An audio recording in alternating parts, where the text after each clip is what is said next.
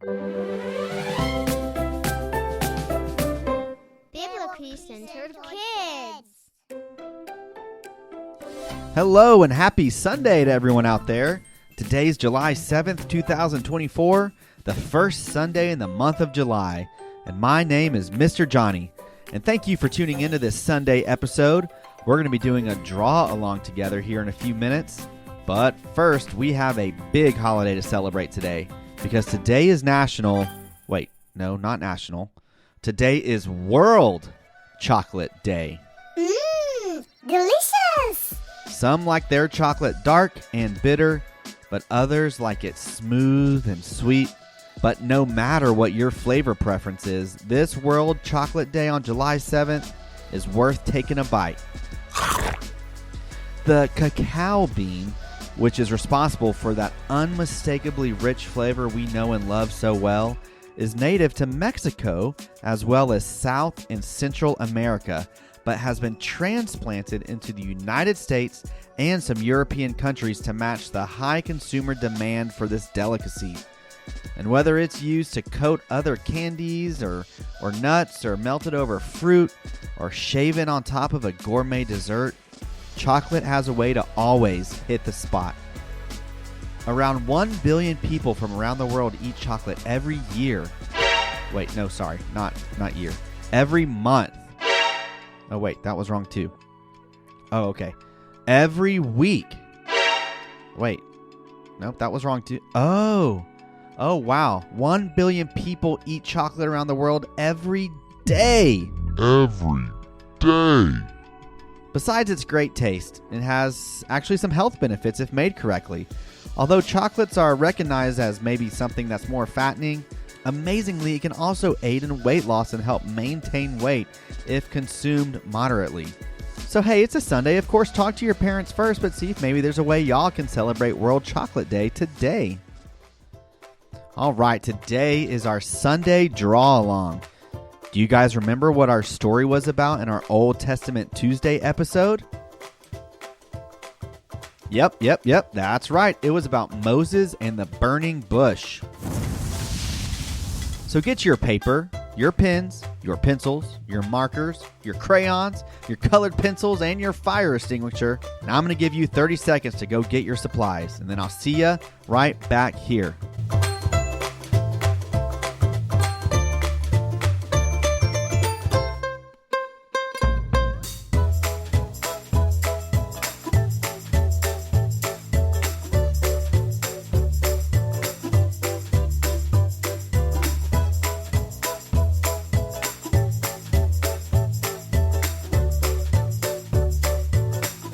All right, do you have your supplies? Awesome. Well, we're going to do our drawing on our paper horizontally, meaning the long side of your paper is going to be down. This is also referred to as landscape. And then at the top of your page, we're going to write out what God said when Moses asked him who he is. God's reply was, "I am who I am." So we're going to try to fit it all in one line at the top if you can do that, okay?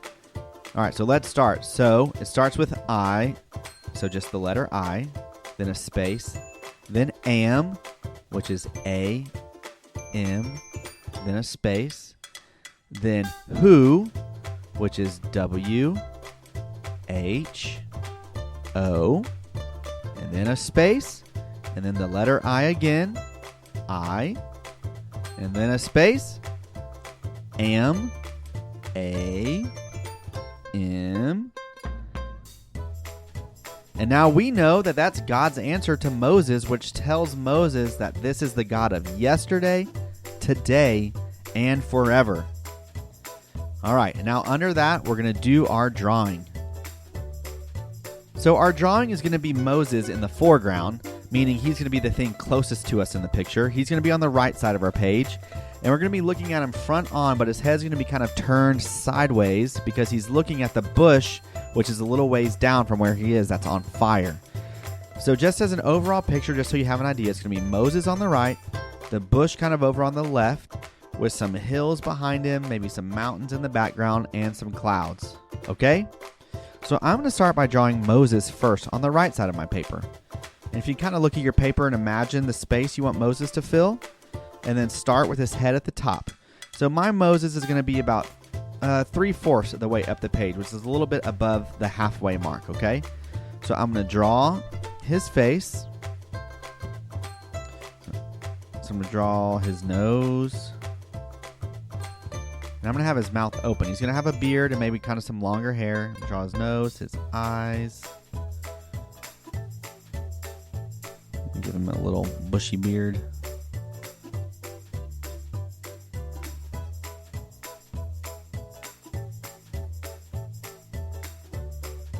And I'm going to draw his mouth open like he's seeing this burning bush for the first time. It's just like, you can draw him like a flat hat on the top of his head if you want. If not, or you can just do his hair normal.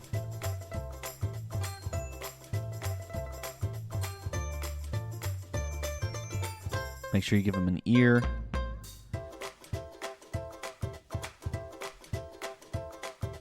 All right, so I got my Moses. He's looking over that way. And now I'm going to draw his right arm kind of coming down at an angle and then coming across his chest. Okay? And I guess technically it's his left arm, but we're looking at him face on, so it's the right side of his body for us. So I'm going to draw his sleeve kind of coming down from his kind of neck area and then curving across in front of his chest. And kind of make his sleeves a little baggy.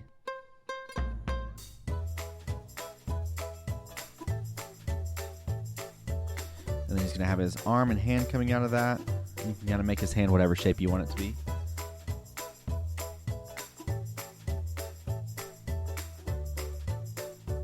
All right.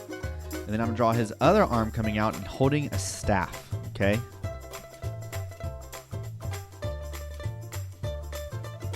So his arm's going to be kind of coming down. He's going to have, again, a long baggy sleeve kind of curving up to meet him where his chest is.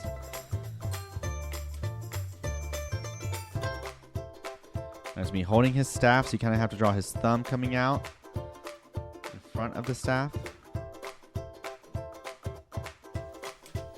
And the staff coming up and curving at the top. And then kind of coming down.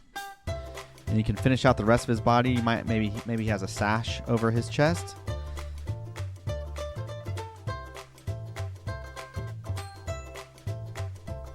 But no matter how you draw him, either way, he's looking over at the burning bush which we're about to draw, and he's gasping because he can't believe what he's seeing.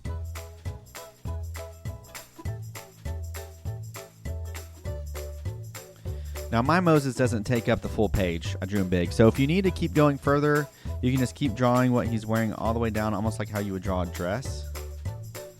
And then just draw some feet coming out of the bottom. You can put him wearing sandals if you want.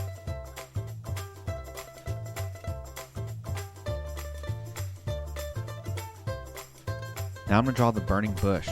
So how do you imagine a burning bush being? I'm going to kind of draw it almost like a small tree maybe. And it's going to be over on the left side of our page, like he's looking at it. Okay, so I'm just going to draw kind of like short little twigs coming out of the body. And going whichever direction you want. You can kind of add just some little circles or half circles for leaves. Just kind of make it look like a bush. Doesn't have to be perfect. I mean, the thing's on fire after all, so it doesn't have to be perfect. But now, all around it, you can just draw flames coming off of it.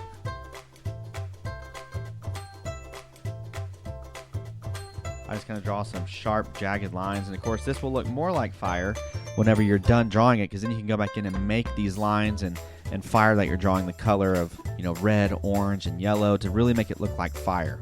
But right now, you're just kind of getting the general shape and general idea. All right, so Moses, he's looking at the bush, and he's like,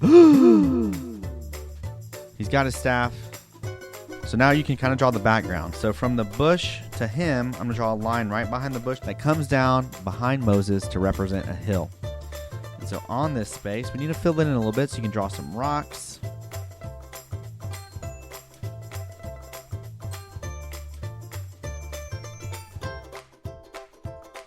Just kind of scattered all over. Maybe just draw some lines to represent maybe there's a little bit of grass here and there.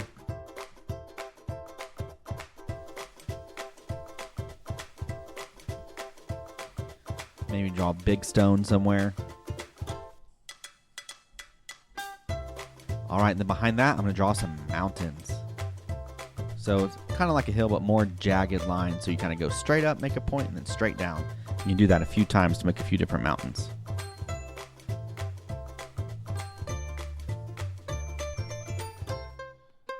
All right, you got your mountains there.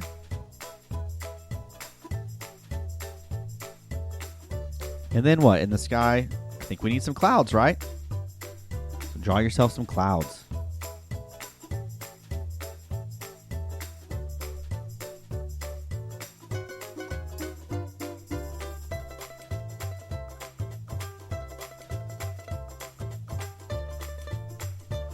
All right, so I'm looking at my picture. It looks pretty good.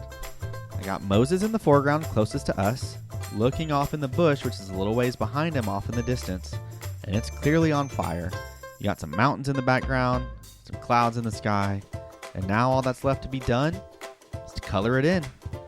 Make that fire look so good. It's kind of the focal point of the picture. And how's your drawing coming along? Have you finished it yet, or do you need more time? Feel free to take as much time as you need, and once you're all done and it's looking good, that's when you can break out the colors and really make the whole thing come to life. And I love this story because this story shows us so many things about God's character and why He's the one true God worthy of our adoration and reverence. Well, we did it. Virtue A is complete for this go-around, and tomorrow we get to jump right into Virtue B. So be sure to tune in with your siblings or your friends or your family tomorrow for an exciting start to our next virtue, Virtue B. Do you guys hear any buzzing? Is there a bee in my house? I'm getting out of here.